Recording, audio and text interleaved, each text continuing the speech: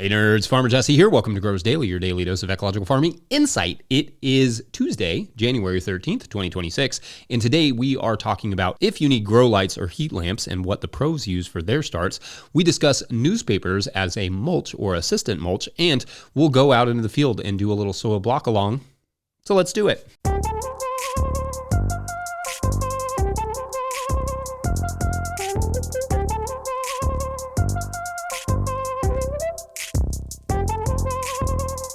All right, everyone, welcome to Till Tuesday, your weekly reminder that you can get living soil compost and potting mixes from the bona fide nerds over there at Till Soil. For a little treat, check out Nathan on the Composter podcast, Season 4, Episode 3, or head to tillsoil.com to learn more. Also, hey, I just realized that this YouTube channel eclipsed 400,000 subscribers this week, so that's incredible. Seems like a big number of nerds. Like, if we all gathered in one place, it would be very nerdy. It'd also have to be a very big place. But shouts to that, and thank you to everyone who watches and or listens. Appreciate you. How is your week going where you are? We've been cold, so there's not a ton to be done, in the cold times. That's very interesting, at least. I'm just working on cutting out some saplings from our fences. Literally, that was my work yesterday, and it will be more of my work today. When you don't spray or, your fence rows or whatever, and you get a little bit behind on weed whacking, then things can get, a little bit wild. Generally speaking, I sort of love the wildness, but I'm feeling like maybe I should, rein it in a hair just to keep things under control. Otherwise, I don't have a ton to report from our end. Going to be a nice day here today, then very cold later this week, then looking nice again. January just won't settle down. So looking to stay busy outside today, getting that January list taken care of. Turns out that's much easier when stuff is not frozen to the ground all month. Also, I have a fun FA Cup update, a cup date as it were, that my team, Brighton and Hove Albion, will play Liverpool on Valentine's Day weekend. Why is that important, you might ask? Well, my wife is a Liverpool supporter, so one of us is getting an L for Valentine's Day. It's a bummer, it's got to be her, but sometimes that's love. All right, so I've got some Patreon question catch-up to do, which we're going to try and knock out over the next few weeks and take an extra Patreon question where we can fit them in. Now, that should not discourage Patreon members from asking more questions. Keep them coming. I will manage the answers to the questions. Y'all just bring the queries. So today, we're going to take an additional question to start the show. This one from Patreon member Thomas, who writes, quote, "What are some of the ways market gardeners grow their transplant starts? Are grow lights and heat mats for trays with potting mix the norm, or does the strategy shift once it gets to a certain scale? If lights are industry standard, what should I look for? If lights are a luxury, how do you get peppers and tomatoes started in the late winter light? Can't get enough of the podcast and loving the book so far. Cheers from 7B, Western North Carolina," end quote. All right, thanks and love the questions. So let's start with the first one. Are grow lights and heat mats the norm, or does the strategy shift once it gets to a certain scale? The answer there is there's really no norm. It almost certainly shifts when it gets to a certain scale, but there are a few common things that you will see as growers get bigger and bigger and more intensive. The first thing as growers start to scale up is that they will start using things like a germination chamber to start certain crops.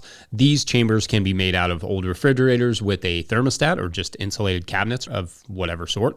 And effectively, what they do is enable the grower to set the heat and humidity just right for the crop that they want to germinate. Once the crop germinates, it can go out into the greenhouse or wherever there's light to grow into a full-blown transplant. Now, that doesn't mean growers won't also use heat mats or heating cables or whatever. For some growers, they might prefer not having to move the trays into the light once they germinate, like you would with a dark germ chamber. You do have to get them out of there, otherwise they get super leggy. Some growers will also start stuff indoors, and we do that sometimes in the early spring. Instead of building something special like, room temperature inside, then you would move that stuff outdoors onto heat mats, into the greenhouse or something when you're ready. And of course, some growers simply heat their greenhouses with propane or perhaps less commonly wood stoves.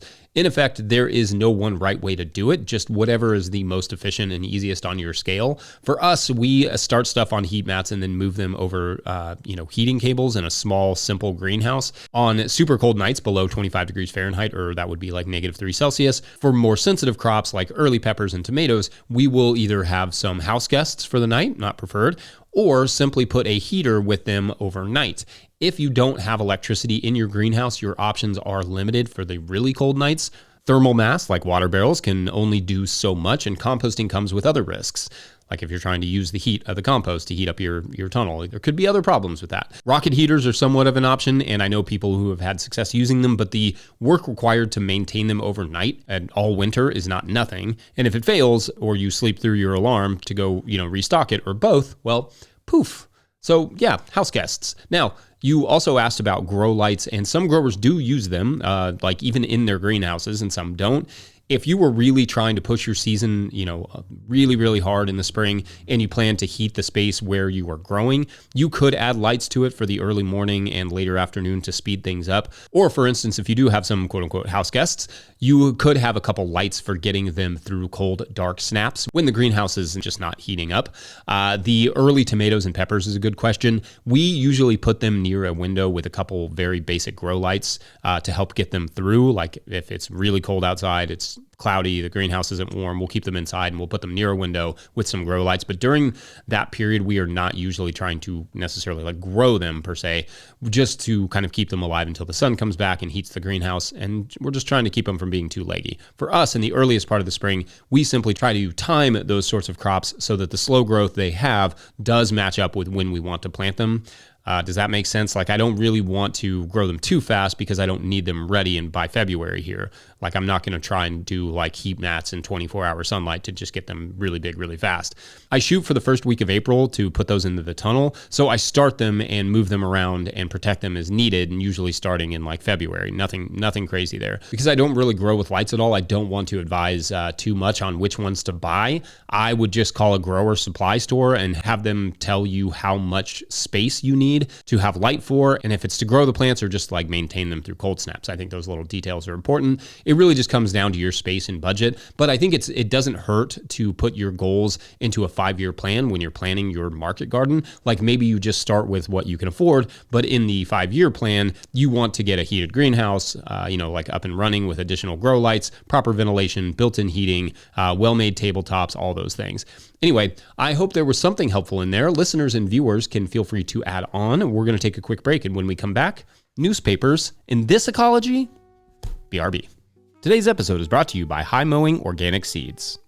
High Mowing Organic Seeds is celebrating their 30th anniversary with 48 fabulous new varieties for 2026. Highlights include downy mildew-resistant cucumbers, a poppy that looks like cotton candy, and 12 new tomato varieties. High Mowing offers more than 750 varieties of certified organic, non-GMO vegetables, flowers, herbs, and cover crops, all trialed for optimal performance in organic growing systems. High Mowing has the professional quality seeds and supportive grower reps to get you from seed to harvest. Visit highmowingseeds.com to request a catalog and use code 26NOTILL, all caps, for 10% off your order of $100 or more. That's highmowingseeds.com. Today's episode is also brought to you by Ohio Earth Food. So you got your soil tested or need your soil tested, it's time to contact Ohio Earth Food. Since 1972, they have been growers' trusted source for organic soil amendments to apply before you plant to prevent those deficiency symptoms that limit production. Their knowledgeable staff have all been a part of certified organic operations and can help you choose the best products for your soil and deliver or ship them right to your farm. With locations in Northwest Ohio and just north of Madison, Wisconsin, Ohio Earth Food wants to be your partner for organic inputs. Don't count on luck this year. Start your seeds in the Seed Catapult potting soil and put their Revita fertilizers in your beds, and rest assured that your plants will have all the nutrients, stimulants, and energy for whatever comes their way. Feed your soil and let your soil feed the plants. Visit them at ohioearthfood.com. All right, back to the show. If you, the listener or viewer, are enjoying this podcast, getting even a small amount of value from it, consider supporting our work over at patreon.com/no-till-growers. I will try to get to questions from everywhere that questions come in, but as you can tell, I get lots of Patreon questions, and I will always get to them. Now, today's second Patreon question comes to us from Patreon member Caroline Scully, who writes, quote, I'm starting new garden beds on my lawn with layers, Western Massachusetts, Zone 5B. I don't want to use plastic and definitely do not want to remove the sod or till. I'm too old and wise for that. I'm using newspaper as the first layer, but our local paper has a lot of colored pages. I'm only using the regular newspaper pages, not the glossy ones. My quick research suggests that colored inks on newsprint these days are safe, but do you know more about this? I'm putting down in this order a couple layers of newspaper, wood chips, some small sticks, hay, my own great compost, and then a couple layers of composted horse or donkey manure.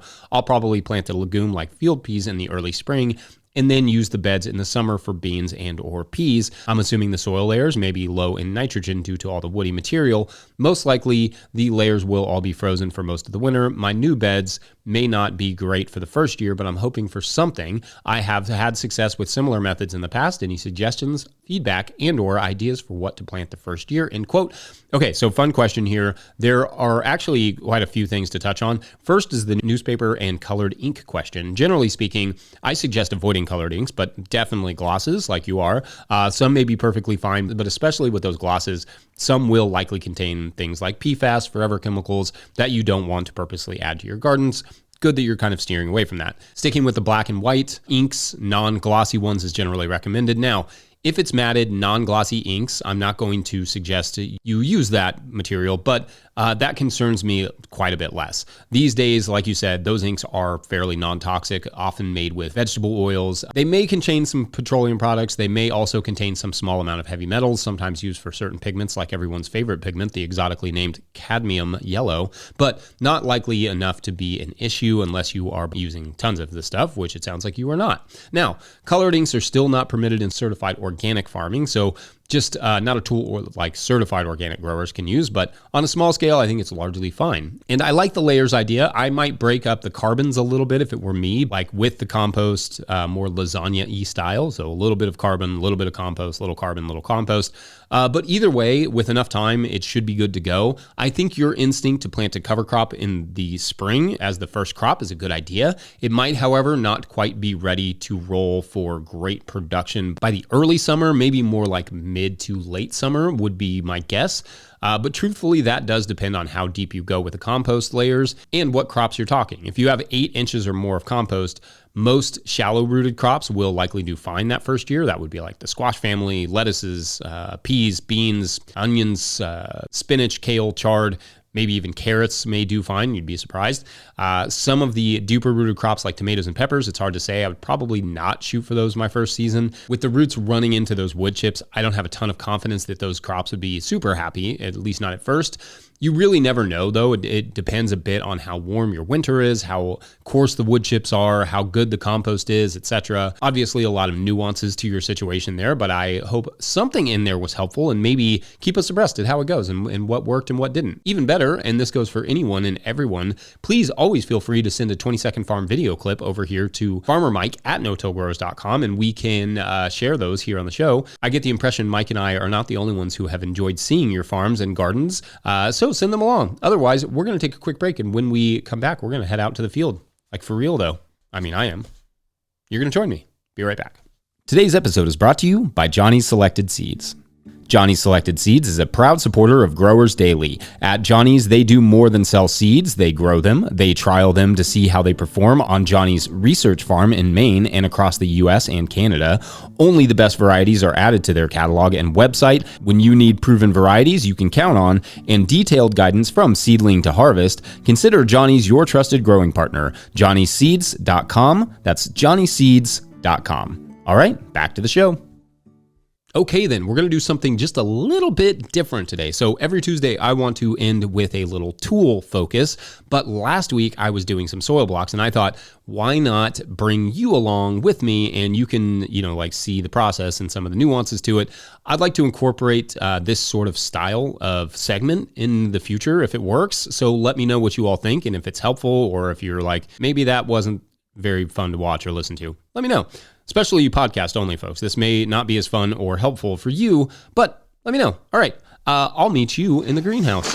Hey, you all. I thought we would do something a little bit different today. We're going to do a little soil block along, which means I'm going to make some soil blocks, a few different types, and I'm going to show you how it's done on each different type and some of the little nuances. If you're listening on podcast form, I have no idea if this is going to be interesting or not. It's going to be a little noisy, maybe, but I'm going to try and explain stuff visually as much as I can. Anyway, let's start with the key part of making soil blocks, which is the soil mix itself. In my opinion, without question, the number one thing people mess up about soil blocking is the moisture level. They get it too dry more often than not, which means that they just sort of crumble. You want it kind of the consistency of oatmeal is what they say, just where you can squeeze a lot of moisture out of it. What I always say is you want at least 1 or 2 good little puddles in the bottom. bottom. And that way you can kind of mix. Like if it's super wet in one spot, you can use some of the drier stuff, but you really just want to mix it really well until you get just a couple of these little puddles here. Before you make your soil blocks, you can kind of mix it up, but you want those kind of, just those little puddles. So I'm going to show you a couple different types. This one is the Lundberg 4-block soil blocker that I got from Johnny's somewhere around 100 years ago, give or take, by the looks of it. And this one, you know, they come in 4, and I think we have a 6-block maker. They also do a single block maker. And this is how it works. Basically, when you're using these hand blockers, the easiest thing I've found is to use the side of your barrel to kind of just press all the soil mix in there that you can, right? You're just using the side, you're putting pressure there, trying to get as much as you can, right? And then you're sort of just scraping off the bottom, making it nice and flat like that. And then taking one of these soil trays, these are the Johnny soil block trays. I don't know, they're the tall ones that we've used for years. And then you're basically just, right here, you're just depressing it and then pulling out, just like that. And you get 4 nice blocks, super easy, super simple. So that's the hand blocker. Then you have something like the standing blocker, which is a little bit different. With the standing blocker, instead of using the side, I'm gonna use the bottom. So I'm basically just pushing that mix in there as best I can, pushing it firm against the bottom, wiggling it back and forth a little bit. You know that it's not too wet if you can lift it up and out, just like that.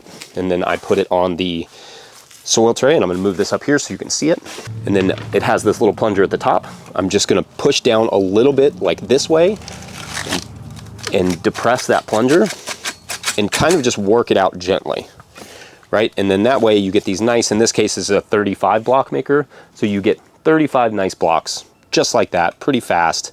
The one thing with both the hand blocker and the 35 block soil blocker is that you, after each or every couple, you should dip it in a bucket of water. It just makes it go faster, gives it almost some lubrication. This is the same thing with the soil. You want it wet enough that those blocks will fall out, but not that they'll melt, right? If they're melting on the tray, they're too wet. If they're just like crumbling on the tray, they're too dry. Your first one should be a good indicator of how well you've mixed your soil mix. But dipping it in water will help them all come out. So I'm gonna demo the Swift blocker real quick, which makes this one makes the 200 blocks. It's from Swift Blocker, one of my favorite tools that's come out over the last few years, and I use it all the time. So we're gonna do that real quick. I have same tray. Sorry again for the podcast listeners if this is not interesting. This one gets really scrapey, so just fair warning. So I'm taking the lid off. I put the bottom in the tray, it fits perfectly. Now, next thing I'm gonna do is I'm gonna load this up with soil mix. The one nuance here is that I use this bench scrape like you'd get from a Baker Supply company or something. This is just gonna help me get the mix into all the crevices, especially those corner blocks, and then scrape it off and put it back in the wheelbarrow. And then I'm gonna use the top to depress the soil blocks out. So here's what that looks like.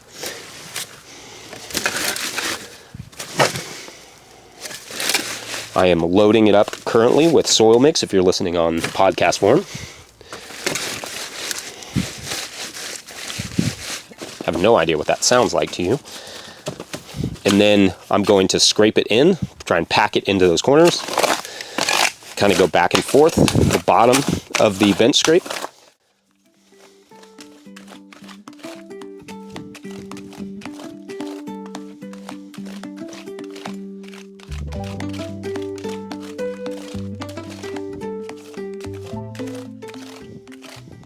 And then the next thing I'm gonna do is I'm gonna scrape this excess off, right?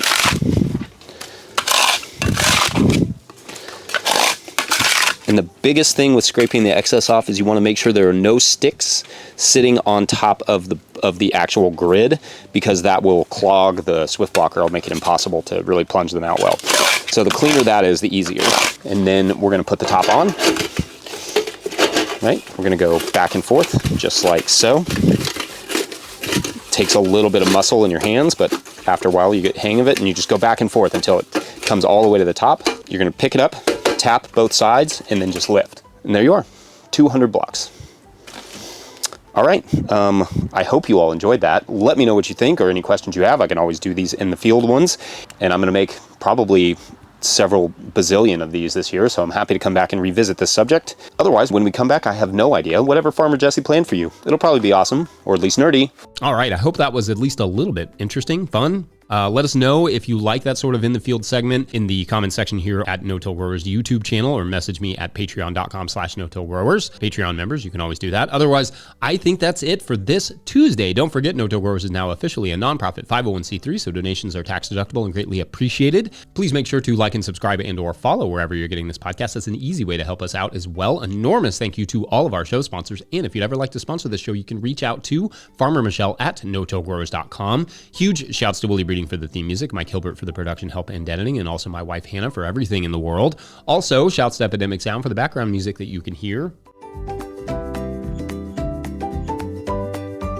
Pick up a hat or a copy of my book, The Living Soil Handbook, at no-tillgrowers.com to support our work. Big thank you to everyone over at patreon.com/no-tillgrowers, where at a certain level, or if you just bump up from one level to another, or you sign up in the month of January, you get a shout on the show. So big shout outs today to Sweet View Farm. Shouts to you, Sweet View. Oh, that rhymed. Nailed it. All right, so our story this week takes place at a farm high school, and the whole mission with this school is to create farmers. As we kind of discussed yesterday, there were just almost none left anymore. The reason for that, as young Max is learning in farm history class, is that a long time ago, farmers started to age out. That was the first thing. Young people were no longer wanting to farm because farming was mostly automated anymore and just wasn't very fun or interesting or lucrative. Then you had the issue of land prices. You know, data centers, all these things were just driving land prices up and often ruining water and that sort of stuff. So a lot of people just were kind of done with farming. And then a lot of people realized they could make a lot more money selling the land to large corporations than farming it themselves, and so they did that. Then the automation improved to the point that the physical farmer was somewhat of a novelty and somewhat obsolete, and was largely replaced by engineers who could manage thousands and thousands of acres of equipment pretty much remotely. And then, Max learned, came the blight. A type of blight no one had ever seen or foreseen. Farming ceased, all of it, and that is for tomorrow on Farm of the Past. I don't know why I said it that way, but you probably do. I don't know why I said that either. All right. Thanks for watching and or listening. We'll see you then. Bye.